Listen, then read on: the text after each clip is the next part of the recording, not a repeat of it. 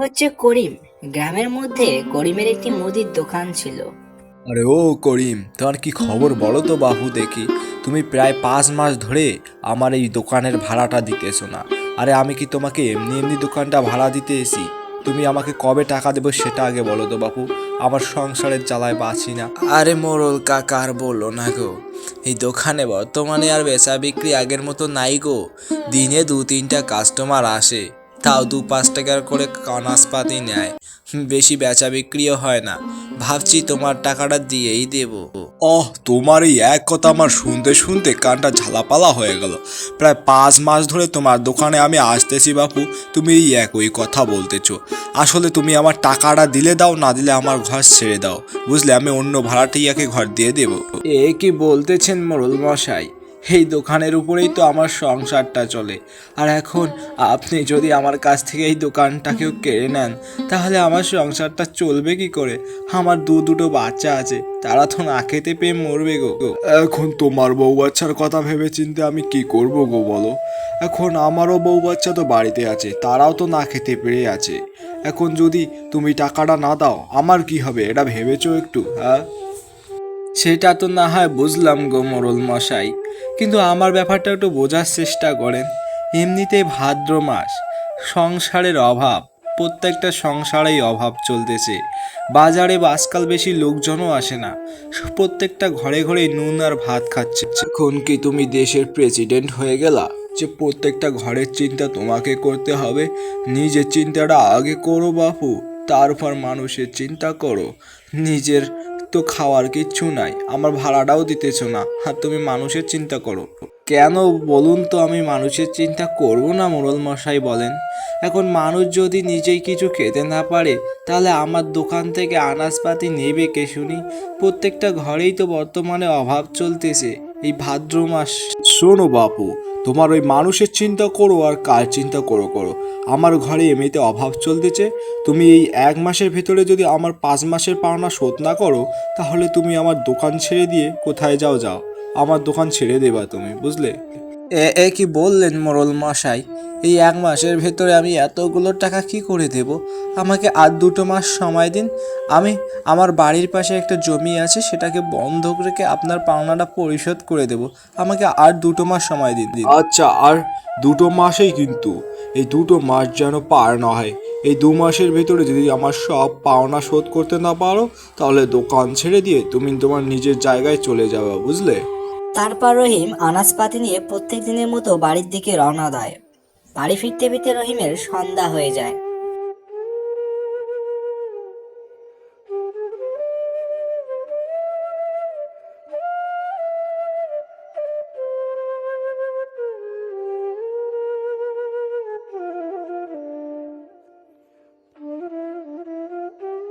কই গো গিন্নি, এই আনাজপাতিগুলো আনলাম, এগুলো একটু তুমি রান্নাঘরে রেখে দাও তো। আর এখানে কিছু নেই বুঝলে, বেশি কিছু আনতে পারিনি। ওই কিছু ডাল আর কিছু চালই এনেছি, এগুলোই আজকে রান্না করো, বুঝলে? এই প্রতিদিন তোমার চাল আর ডাল, এগুলো খেতে খেতে তো আমাদের পেটের অবস্থাই শেষ গো। আর কবে একটু ভালো মন্দ খাবার আনবে বলো তো শুনি? আর ভালো মন্দ খাবার গো, কবে যে মুখে চড়বে আমি নিজেও জানি না। মোড়ল মশাই আজকে আবার যে কথা বলে গেল, যদি 2 মাসের ভিতরে তার টাকা পরিশোধ করতে না পারি, দোকানই আমাকে ছেড়ে দিতে হবে মনে হয়। তোমাকে আর দোষ দিয়ে কি হবে শুনি? সব দোষ হচ্ছে আমার ওই মরা বাপের। আমার ওই মরা বাপ কোন দুঃখে যে তোমার সাথে আমার বিয়েটা দিল, সেই জানে। তোমার আর কত অপমান সইব গো আমি? করে নাও করে নাও, একদিন ঠিক সুখ আসবে, কবে আসবে সেটা জানি না, কিন্তু তোমার আর অপমানগুলো আমার সহ্য হয় না। একটু তো ভালো কথা বলতে পারো, সব সময় তুমি শুধু খোঁচানাগা কথা বলো। তুমি যদি খোঁচানাগা কথা বলার মতো কাজ করো, তা তোমাকে তো আমি খোঁচানাগা কথা বলবোই শুনি। তুমি কোন হিসেবে মোড়লের এতগুলো টাকা ফাঁকি রেখে? হ্যাঁ গো, এখন দোকানে যদি আমার বেচা বিক্রি না হয়, দোকানে যদি কাস্টমারই না যায়, তাহলে আমি কার কাছে জিনিসগুলো বিক্রি করব শুনি? আমারও তো একটা জীবন, আমাকে তো কাজ করতে হয়। এখন যদি টাকা পয়সাই না পাই, তাহলে মোড়লকে কোন টাকা দেব? আচ্ছা হয়েছে হয়েছে, এবার থামো দেখি। এবার হাত মুখগুলো ধাও, কটা চাল ভেজে রেখেছি, এই চালগুলোই খাও। পরের দিন সকালে আবার করিম তার ব্যাগ নিয়ে দোকানে চলে যায় তার কর্মস্থলে। প্রত্যেক দিনের ওর কাজ হচ্ছে রহিমের দোকান যাওয়া। কি গো রহিম, দোকানের সামনে মন মরা হয়ে বসে আছো? তোমার মনটার কি হয়েছে? মন ভালো নাই নাকি? তুমি তো আরেক সময় খুব কথা বলো, আজকে দেখতেছি তোমার মন মরা মরা ভাব। ব্যাপার কি শুনি? আর কি বলবো গো রতনদা, দোকানে যতগুলো কাস্টমার আছে সবগুলোই তো ফাঁকিবাজ। সবাইকে মনের সুখে বাকি দিলাম। এখন ভাদ্র মাস যাচ্ছে, আমার একটু টাকার দরকার। কারো তো টাকা দেওয়ার কোনো নামই নাই দেখতেছি। ও তাহলে এই ব্যাপার, এজন্য এত মন খারাপ? তা এত মন খারাপ করার কি দরকার আছে? ভাদ্র মাসটা পার হলেই না হয় তারা টাকা শোধ করে দেবে। বর্তমানে এই ভাদ্র মাসে সবার সংসারেই কিছু টুকটাক অভাব থাকে, বুঝলি, কিন্তু তাদের সংসারের অভাব পূরণ করতে গিয়ে যে আমার নিজের দোকানটাই থাকতেছে না গো রতনদা। মোড়ল মশাই আমাকে সেদিন হুমকি দিয়ে গেল, 3 মাসের ভিতরে যদি 2 মাসের ভিতরে যদি টাকা পরিশোধ করতে না পারি দোকান ছেড়ে দিতে হবে। কেন রে রহিম, তুই নাকি মোড়লের টাকা মাসে মাসেই শোধ করে দিস? তো এবারে তো বাকি পড়লো কেন?